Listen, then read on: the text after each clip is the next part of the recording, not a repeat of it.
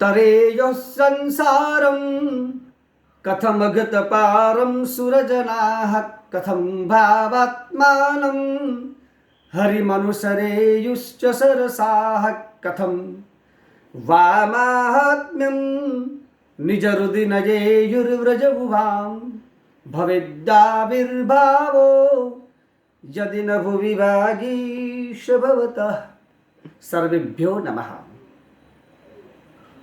विद्या समं नास्ति शरीरभूषणं, माता समं नास्ति शरीरपोषणं, भार्या समं नास्ति शरीरतोषणं, चिंता समं नास्ति शरीरशोषणं। इस श्लोक में कवि कह रहे हैं कि शरीर का जो भूषण है, आभूषण है, वो अलंकार नहीं है, विद्या है।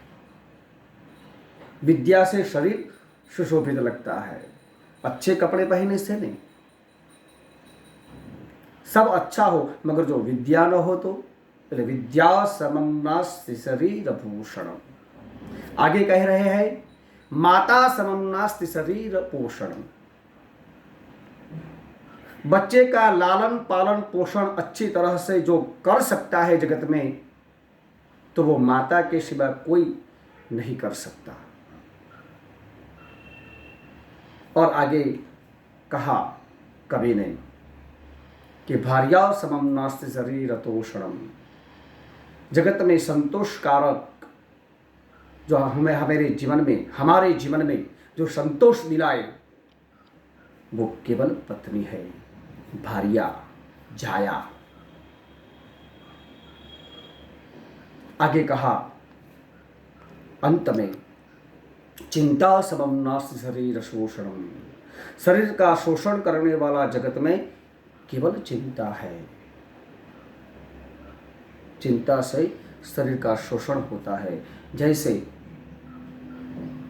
काष्ठ में उधई आ जाए तो वो उधई लकड़े को अंदर से कुतर कुतर के नष्ट कर देता है। उसी तरह चिंता शरीर को नष्ट कर देती है। विद्या के बारे में 5 वकार एक कवि ने बहुत बढ़िया लिखा है। विद्या वपुषा वाचा वस्त्रेण विभवेन च। व्यक्ति के जीवन में 5 वकार होने चाहिए। ये पांचे पांच वस्तुओं में पहला शब्द कौन सा रख दिया? विद्या। जीवन में विद्या तो हो, पर वपुः यानी शरीर, रुष्ट पुष्ट शरीर भी होना चाहिए। रुष्ट पुष्ट शरीर न हो तो विद्या कोई काम की नहीं। आगे वाचा। व्यक्ति विद्या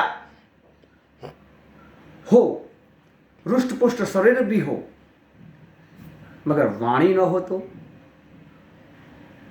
वो विद्या किस काम की? आगे कहा वस्त्र। अच्छी विद्या प्राप्त की हो, जीवन में रुष्ट पुष्ट शरीर हो, वाचा वाणी भी हो,